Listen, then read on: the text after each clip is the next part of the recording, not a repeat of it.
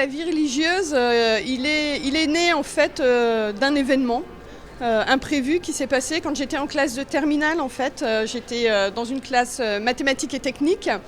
Et puis, donc on avait beaucoup d'heures de mathématiques et souvent 2 heures à l'affilée. Et il y a un garçon qui a sa montre qui a sonné en fait à l'interclasse, enfin au bout d'1 heure. Et la prof de maths s'est mise en colère parce qu'elle supportait pas ça. Le garçon s'est pas dénoncé.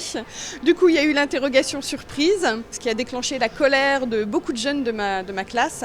Tout le monde voulait lui casser la figure. Et là, en fait, il y a un jeune chrétien de ma classe qui s'est interposé, qui l'a protégé, je dirais, et qui a dit aux autres, ben voilà, si vous voulez lui casser la figure, il faudra déjà me passer par-dessus. Et ce témoignage, j'ai senti qu'il le faisait au nom de sa foi et ça m'a beaucoup interpellée. Et du coup, je me suis dit, mais qu'est-ce qu'il y a dans la Bible qui fait que ce garçon soit comme ça ? Pourquoi est-ce qu'il est si différent des autres ? J'ai acheté une Bible, puis j'ai commencé à la lire. Et en lisant la Bible, je ne peux pas dire ce qui s'est passé, sauf que j'ai rencontré Dieu. Avant d'entrer au noviciat, je ne savais pas très bien prier avec la parole de Dieu. Voilà. Comment prier avec l'Évangile ? Je lisais un texte, mais je n'avais pas trop idée de la manière dont je pouvais m'y prendre pour creuser ce texte. Et au cours du noviciat, au cours des retraites spirituelles, voilà, là j'ai découvert qu'il y avait des petites méthodes toutes simples. Par exemple, le fait de demander une grâce au début de la prière, c'est-à-dire d'ouvrir son cœur, de se mettre en disposition d'écouter ce que l'Esprit Saint a à nous dire. Le fait dans un texte, en fait, d'aller point par point. Voilà, ce sont des petites choses simples, mais qui aident vraiment à entrer dans le texte et puis surtout à se mettre à l'écoute de l'Esprit.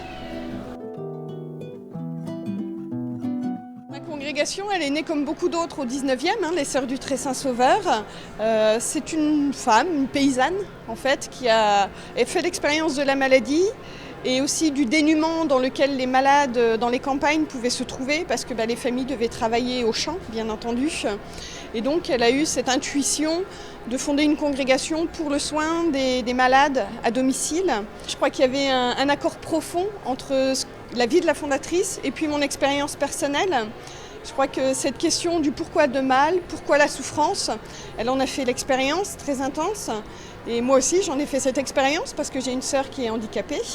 Et forcément, cette question, pourquoi le mal, pourquoi cette souffrance, c'est une question qui m'a traversée aussi. Et à travers le témoignage de vie de la fondatrice, je crois que j'ai trouvé un chemin pour répondre à cette question et un chemin de bonheur. Je suis dans la pastorale des jeunes. Donc, alors moi, j'habite dans le rural. Donc c'est une pastorale des jeunes qui fonctionne beaucoup à partir d'une pédagogie de projet avec des groupes. Je dis aux gens, aux jeunes, je dis ce que je vis et ce qui me fait vivre. Je dis ce que je crois.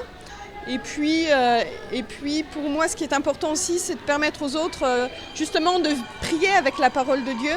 Parce que je crois que pour moi, c'est un des lieux de la rencontre du Christ.